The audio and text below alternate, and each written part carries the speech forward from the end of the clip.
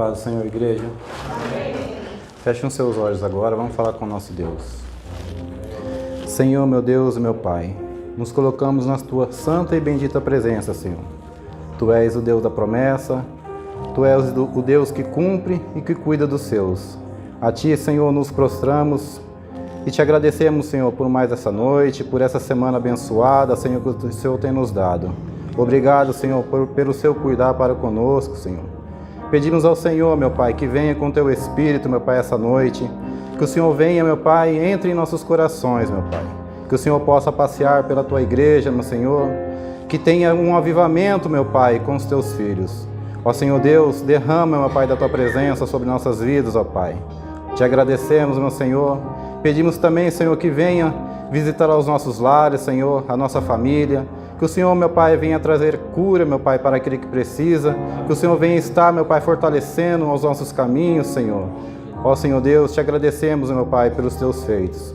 Pois a Ti, meu Pai, entregamos, meu Pai, a nossa vida, o nosso caminho e Te agradecemos, meu Senhor. No nome vivo e poderoso do Teu Filho amado Jesus. Amém.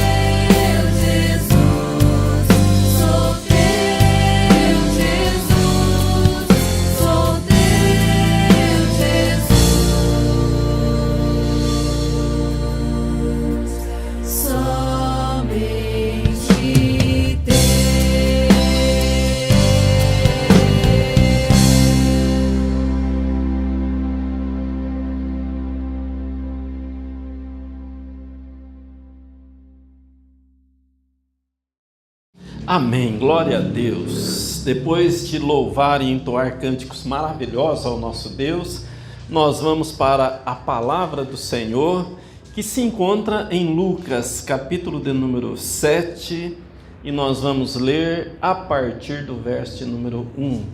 Lucas, capítulo 7, e nós vamos ler a partir do verso 1, que diz assim: Tendo Jesus concluído todos estes discursos perante o povo, entrou em Cafarnaum. O servo de certo centurião, a quem este muito estimava, estava doente, quase à morte.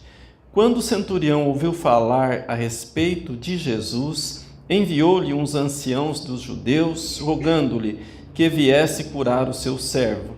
Chegando eles a Jesus, rogaram-lhe muito, dizendo: É digno de que lhe concedas isto, porque ama a nossa nação e ele mesmo nos edificou a sinagoga.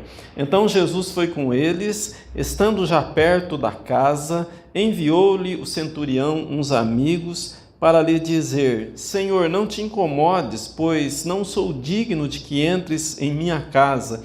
Por isso não me julguei digno de ir ter contigo. Dize, porém, uma palavra e o meu servo será curado.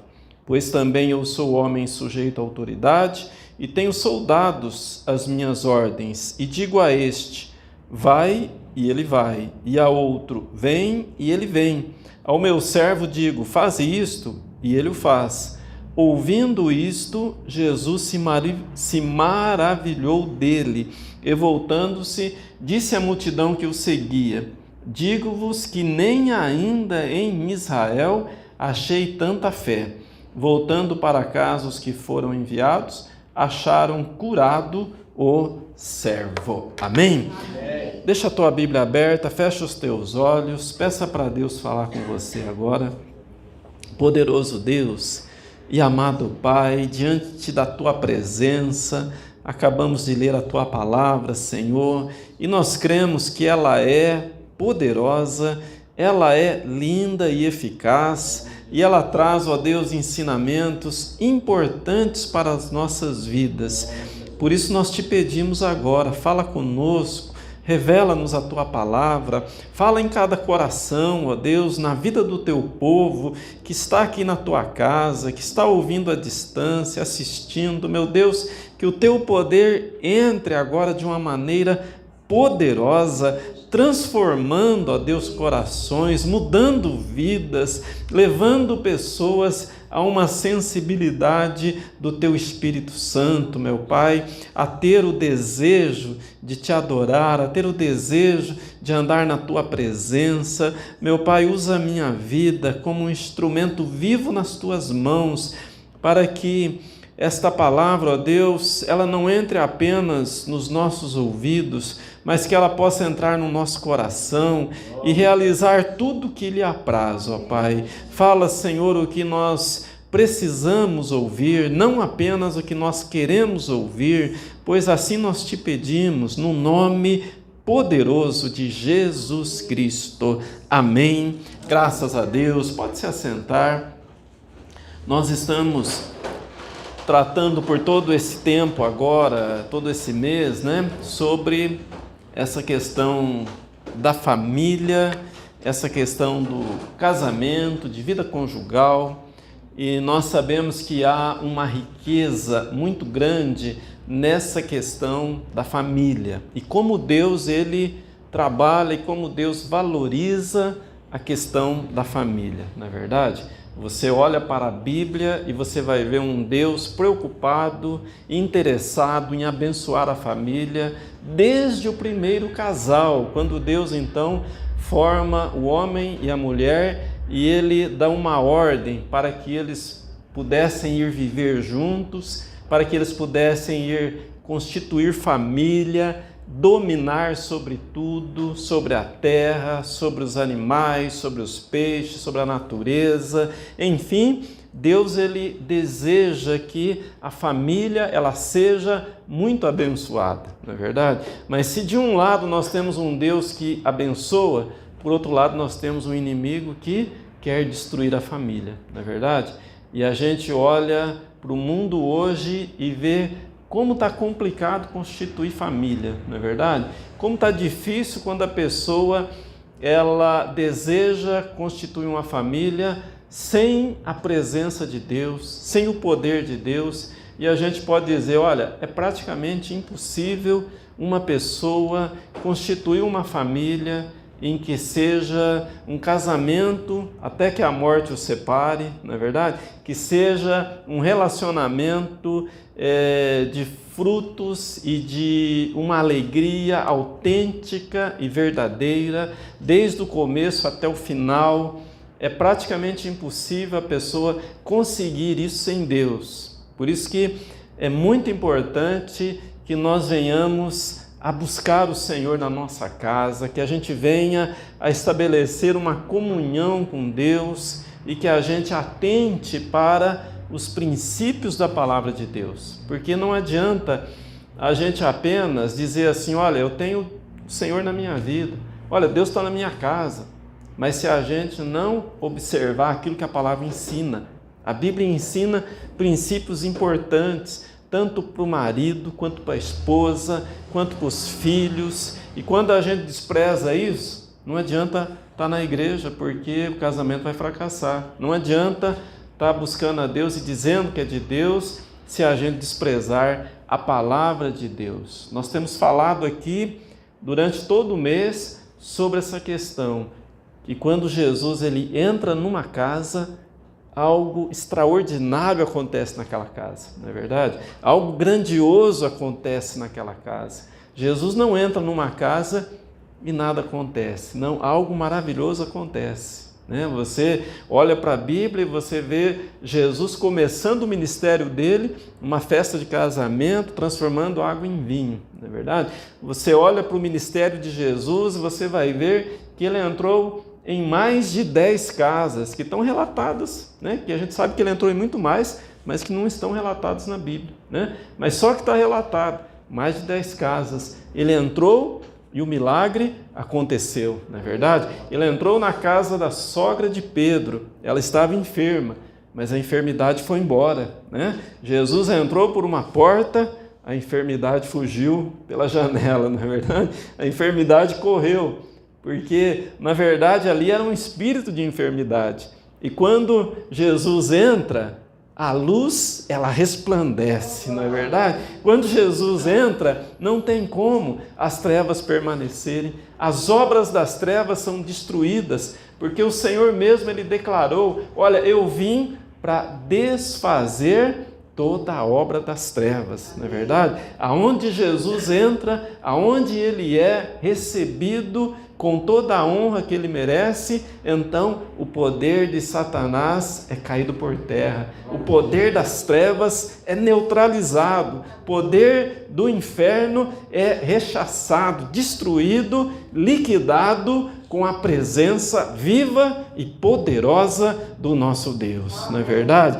O Senhor, ele entrou na casa de Zaqueu, e Zaqueu era um homem que estava envolvido com cobrança de impostos, com coisas que não agradavam a Deus, mas Zaqueu tinha um interesse, ele tinha um desejo de mudança, ele tinha um desejo de encontrar com Jesus.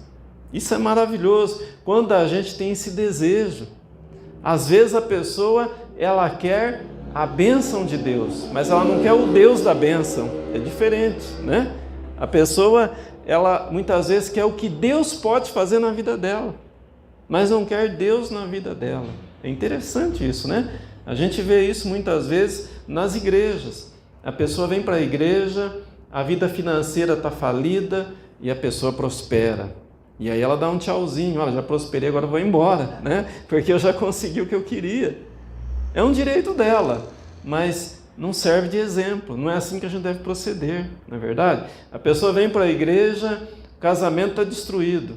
E às vezes o plano de Deus é restituir o casamento. E a pessoa restitui o casamento, ela vai embora, não é verdade? Porque ela alcançou o objetivo. Às vezes ela vem para a igreja e não acontece nada, não alcança nada. E ela vê que não alcançou, ela vai embora. Então, o nosso principal propósito, nosso principal desejo é que a igreja, que eu e você venhamos a servir a Deus pelo que Ele é, o Todo-Poderoso, não pelo que Ele pode fazer na nossa vida. Ele pode fazer tudo na nossa vida. Ele pode realizar tudo, não é verdade? Mas a ação dele na nossa vida depende do querer dele, depende da nossa fé, não é verdade? Não depende apenas da gente querer. Ter vontade de querer não é sinônimo de fé. A Bíblia define a fé como a certeza das coisas que a gente espera. A convicção de fatos que não se veem. Então, fé é certeza, é convicção. Não é apenas o desejo. Às vezes a pessoa confunde isso. Ela acha que, porque ela quer alguma coisa, ela acha que isso é fé. A fé não é só querer. A fé é ter certeza absoluta, não é verdade? Que aquele fato, aquele milagre, ele é real na minha vida, na tua vida, ele é uma realidade. Pode ainda não ser uma realidade no mundo material, mas no mundo espiritual, ele já é uma realidade. Né? Então, essa certeza, ela tem que estar no nosso coração. É assim que a Bíblia define a fé. E quando você olha a galeria dos heróis da fé em Hebreus capítulo 11, você vai ver que todas as pessoas que estão relacionadas lá, algo extraordinário aconteceu na vida delas. E todas elas manifestaram uma fé não apenas teórica, não apenas de dizer assim, olha, eu tenho fé, olha, eu acredito, olha, eu creio. Não, elas manifestaram uma fé na prática, realizaram algo na prática. Então a fé ela não é apenas de falar, ela é de fazer, é obra. A fé sem obras é morta. Então quando a Bíblia relaciona lá, olha, a fé desses homens aqui é exemplo. Aí você vai olhar, quem são esses homens? Quem são essas mulheres que manifestaram fé? Então você vai ver coisas extraordinárias que aconteceram na vida delas. Né? Você vai ver, por exemplo, Abel, que foi adorar a Deus. Ele adorou a Deus de coração mesmo, colocando o Senhor em primeiro lugar na sua vida. Ele ofereceu a Deus o que era primeiro, primazia, prioridade para Deus.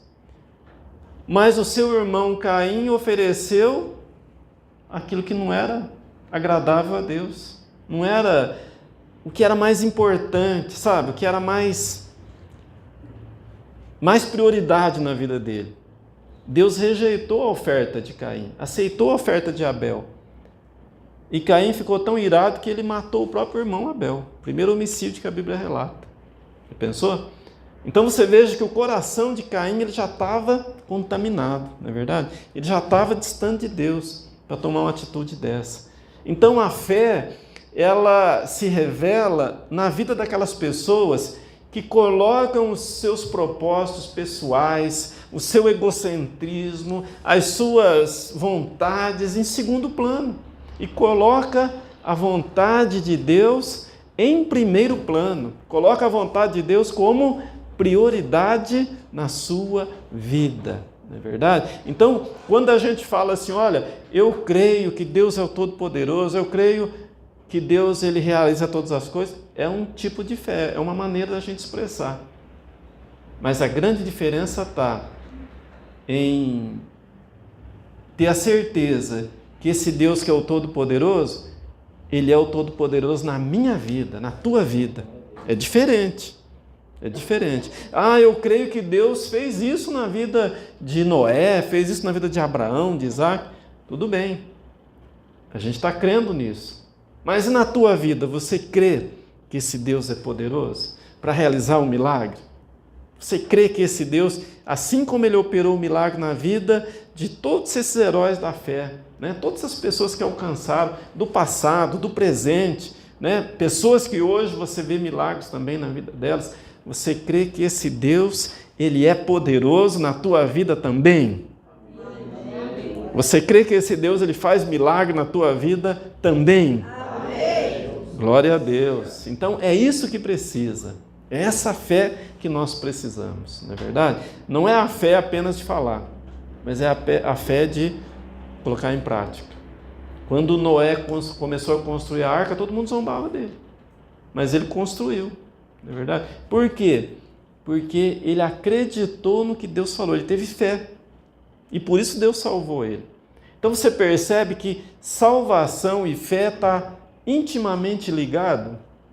Não é a salvação, às vezes a pessoa pensa que é porque ela vem na igreja, é porque ela evita as coisas erradas, evita o pecado, também isso, mas não é o principal fator.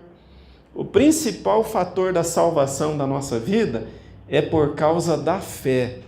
Então a Bíblia fala que a salvação não é por obra própria, ela não é por vantagem pessoal, não é pelo que eu faço, mas a salvação ela é pela fé, se alcança pela fé. E não é algo que vem de nós, é dom de Deus. Olha que coisa, né? É Deus que dá. É dom de Deus, é Deus que dá para nós essa bênção da salvação. E como que eu alcanço a salvação? É porque eu sou uma pessoa boa, eu faço bem para as pessoas? Não. É porque você crê naquele que é bom. Não é porque você é bom, mas é porque você crê naquele que é bom. Não é porque você é santo, mas porque você crê e aceita aquele que é santo. Não é porque você é justo, mas você crê naquele que é justiça nossa. Não é porque você é poderoso, é o bam, mas é porque você crê naquele que é o Todo-Poderoso, que tem todo o poder no céu e todo o poder na terra. E o seu nome é Jesus. Amém? Quem pode aplaudir e glorificar? Aleluias! Glória a Deus! Graças a Deus! Graças a Deus! Graças a Deus! Então a Bíblia mostra aqui em Lucas 7 que Jesus, depois de realizar todos esses discursos, quer dizer, ensinando a palavra, pregando a palavra, mostrando para o povo o caminho que devia andar, então a Bíblia fala aqui em Lucas 7 que, tendo Jesus concluído todos esses discursos perante o povo, entrou em Cafarnaum. O servo de certo centurião, a quem este muito estimava, estava doente, quase à morte. Quando o centurião ouviu falar a respeito de Jesus, enviou-lhes uns anciãos dos judeus, rogando-lhe que viesse curar o seu servo. Chegando eles a Jesus, rogaram-lhe muito, dizendo: é digno de que lhe concedas isto, porque ama a nossa nação e ele mesmo nos edificou a sinagoga. Dá uma paradinha no verso 5 e olha aqui para mim. Um centurião, um homem que não era da nação de Israel. Era um homem que não pertencia à nação de Israel. Ele era do exército romano, vinculado ao governo romano, e era um centurião porque ele tinha 100 soldados às suas ordens. Ele era um comandante do exército, né? Tinha soldados às suas ordens. E ele era uma pessoa que tinha muita consideração pelo Deus de Israel. Olha que interessante isso, não é verdade? Não era uma pessoa, embora ele não fosse israelita, embora ele não fosse judeu, ele amava a nação de Israel. A igreja hoje, ela é o Israel de Deus. Quando uma pessoa, ela ama a igreja, ela ama as coisas de Deus, ela ama a Bíblia, ela ama as coisas relacionadas ao reino de Deus, você pode ter certeza, ela tem um argumento muito forte diante de Deus para orar, não é verdade? Ela tem um argumento forte. A gente sabe que nada é pelo nosso mérito, é tudo pelo mérito de Cristo. A nossa vida espiritual, ela é fundamentada nos méritos do Senhor Jesus. Não é nos nossos, não são nos nossos méritos. Mas é um detalhe importante que a gente vê, que quando a pessoa ela vai orar e ela tem um argumento diante de Deus, funciona. Sabia disso? Por isso que é importante a gente procurar fazer tudo que está ao nosso alcance. Então, na educação dos filhos, né? Ensinar a palavra de Deus, trazer para a igreja, orar com elas e por elas, né? Por isso que quando a gente vai apresentar aqui uma criança, a gente gosta de conversar com os pais antes, porque é um compromisso diante de Deus, diante da igreja.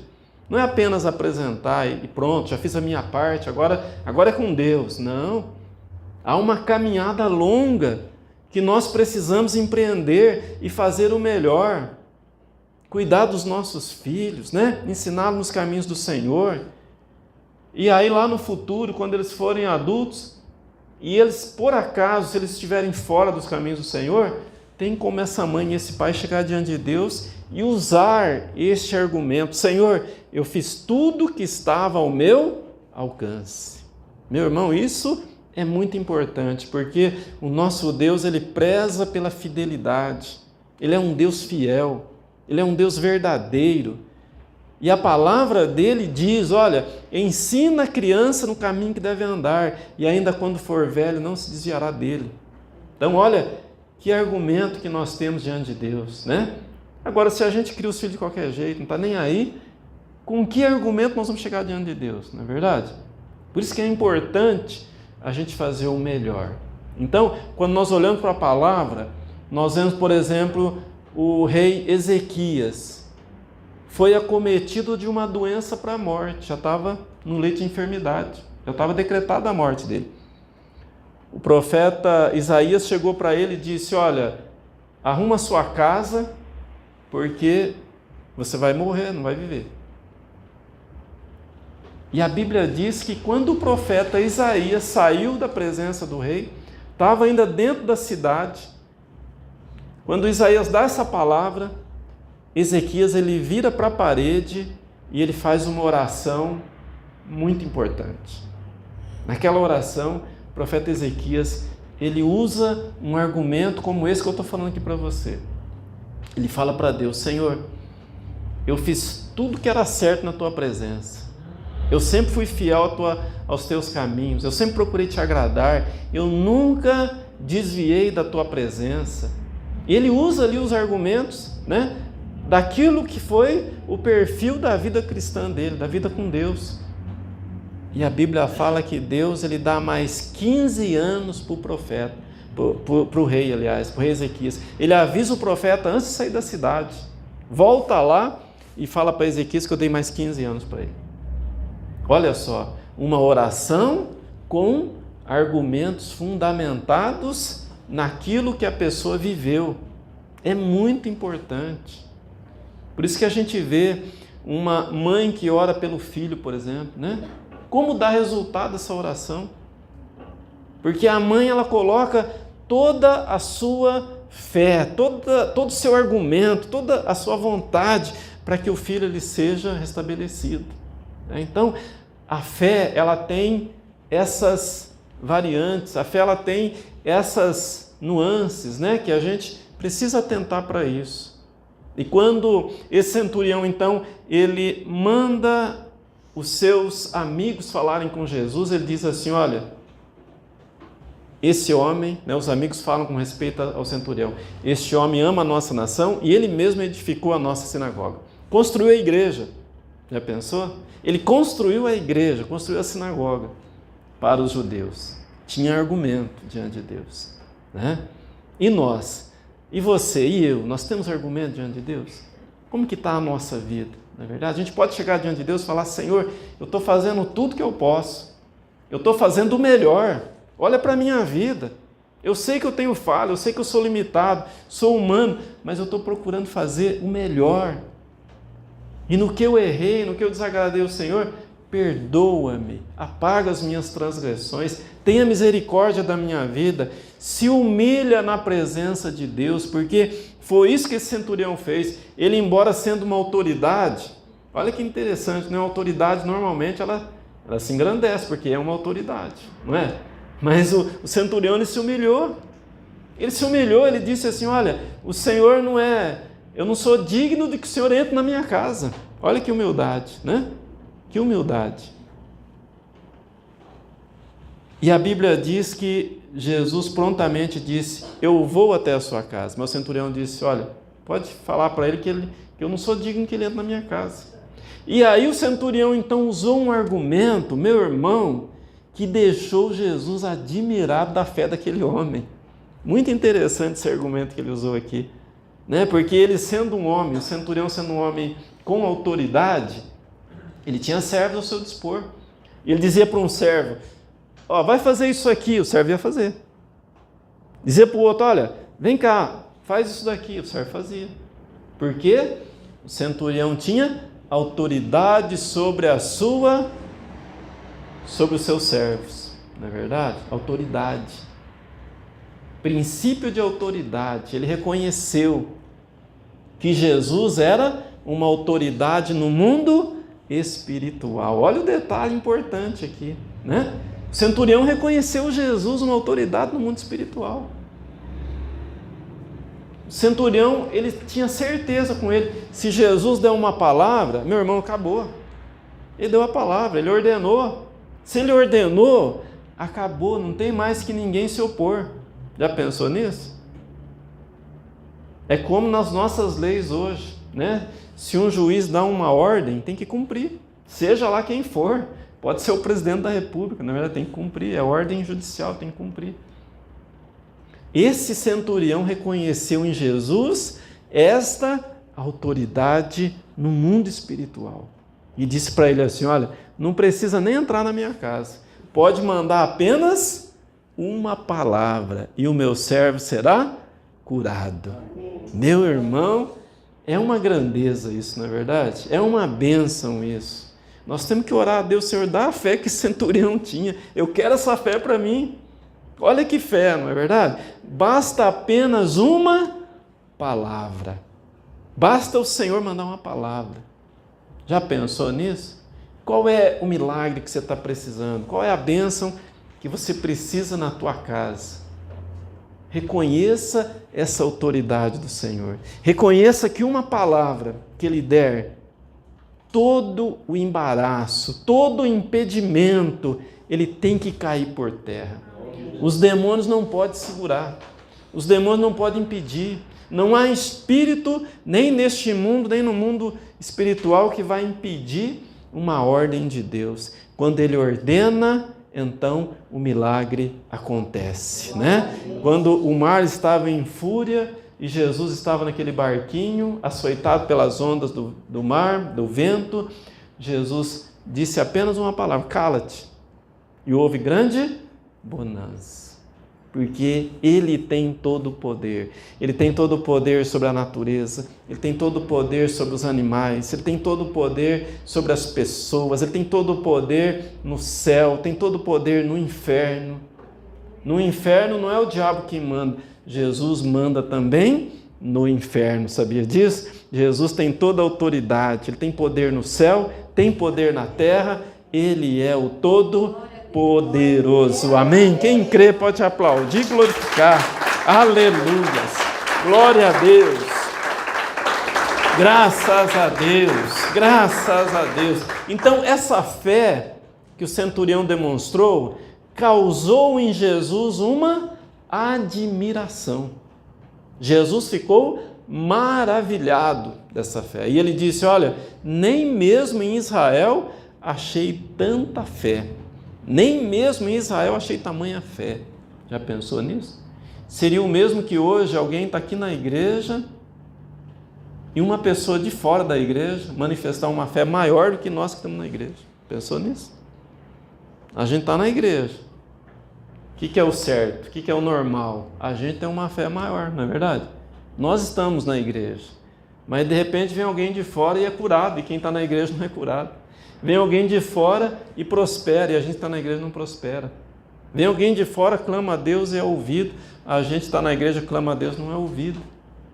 Será que Deus é parcial? Não, é a fé que está no nosso coração, não é verdade? Às vezes a fé está sendo impedida por alguma coisa, não é verdade? Às vezes algum sentimento, às vezes algum espírito de incredulidade está prevalecendo, alguma coisa está impedindo, não é verdade? Porque a fé ela não tem como errar, não tem como falhar.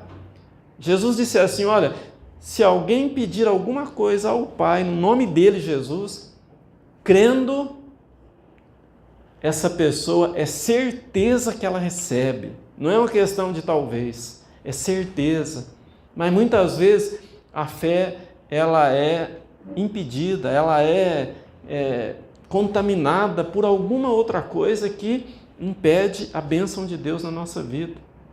Às vezes é um sentimento, às vezes é algo que a gente não quer abandonar, não quer deixar, e aquilo fica impedindo, não é verdade? Às vezes é um perdão que a gente não quer liberar. A falta de perdão impede a fé. Às vezes é uma raiz de amargura no coração e a gente fica impedido, não é verdade? Então é importante que a gente ore a Deus: Senhor, mostra-me se existe alguma coisa que está impedindo. Eu quero abandonar isso para poder fluir o Teu poder na minha vida, né? Então é importante, e Deus revela. Quando você busca, Deus revela, não é verdade? Às vezes a circunstância ela é mais agradável se a gente fizer do nosso jeito. Mas se a gente fizer do jeito de Deus, às vezes a circunstância se torna mais complicada, não é verdade? Quer ver? Olha, vou dar um exemplo para você. Abra lá em Hebreus 11, e o verso número 24.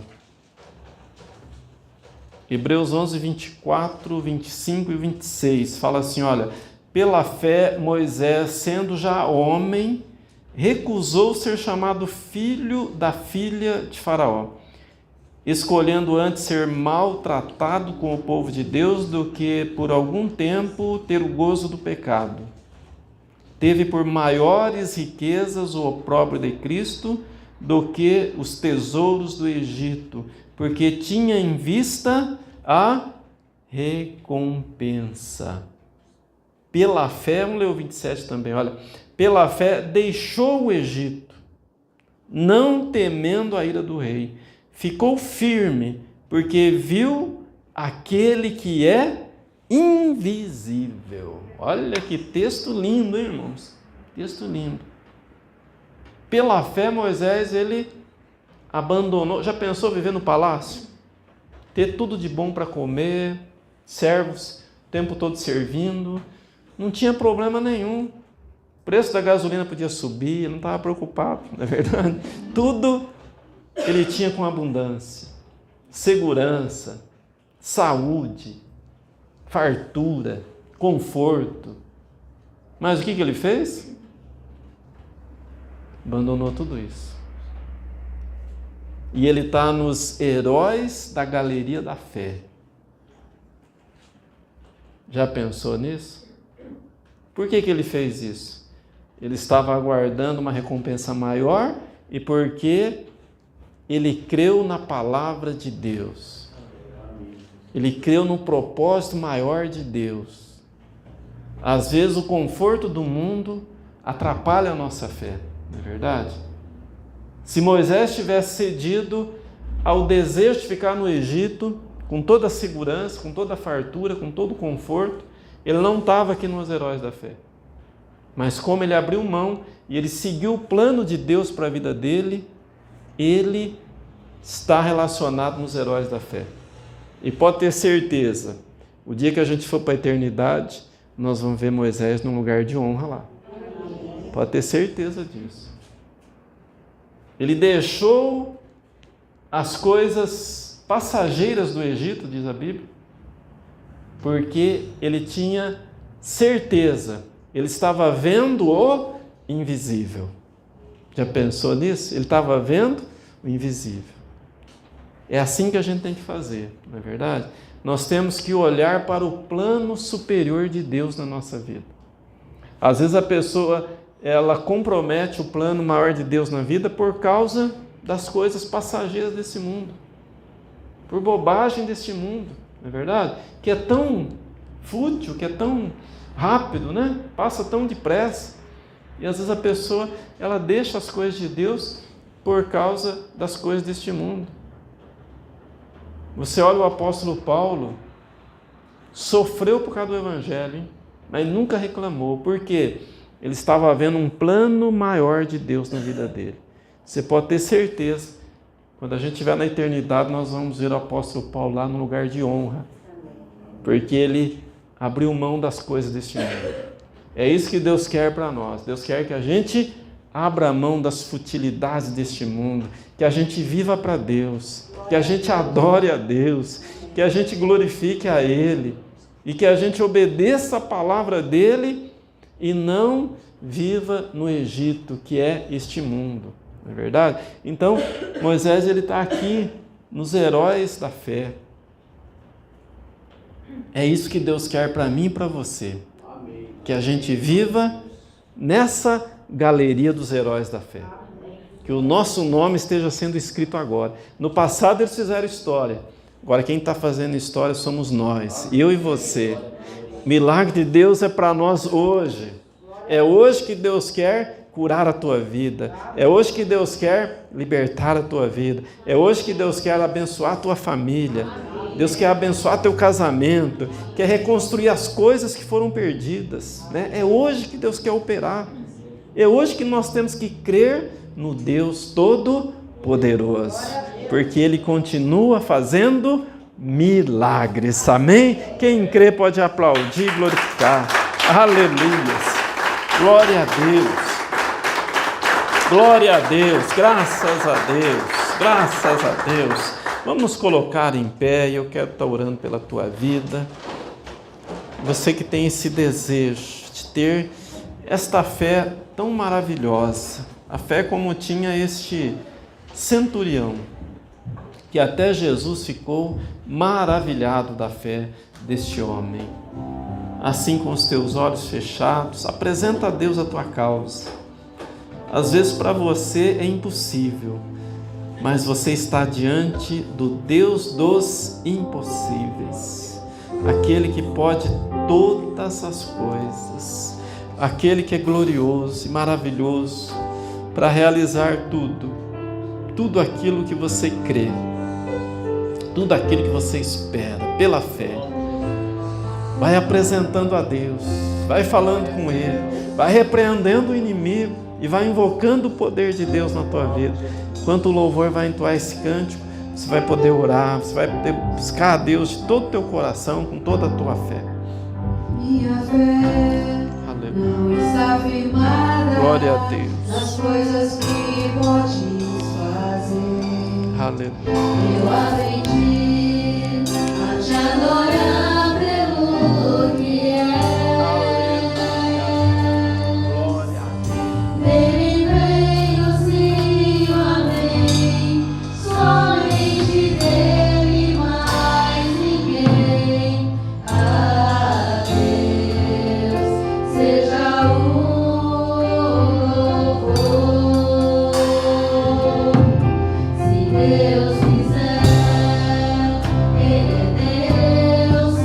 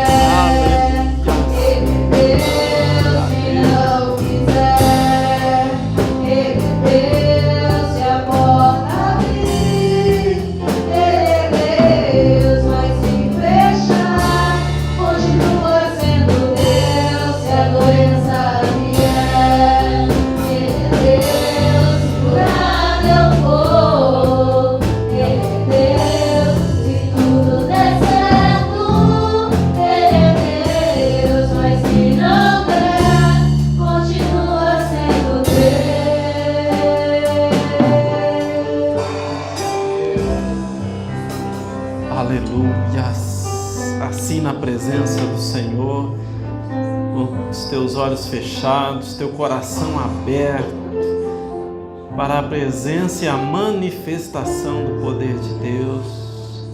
Deus querido, eu quero colocar diante de Ti agora cada família aqui representada. Esta mãe que ora pelos filhos, esta esposa que ora pelo casamento, esse marido que ora pela sua casa. Deus querido, estes filhos que oram pelos pais, nós colocamos diante de Ti agora e declaramos, ó Pai, que este inimigo está derrotado, esse demônio que se levantou contra este casamento, nós declaramos esse inimigo vencido, liquidado, em nome de Jesus. Esse espírito de divisão que se levantou contra esta casa, ó Deus, trazendo confusão, Pai, nós repreendemos agora, nós declaramos eliminada agora toda a obra do mal, em nome de Jesus. Este demônio que se levantou para trazer confusão, fracasso financeiro, problemas de ordem emocional, meu Deus, nós repreendemos esse mal agora, nós declaramos esse inimigo liquidado, neutralizado, em nome de Jesus. Esse espírito de enfermidade, ó Deus, que tem se levantado contra esta casa, nós declaramos agora esse espírito de enfermidade destruído, eliminado da vida do Teu povo.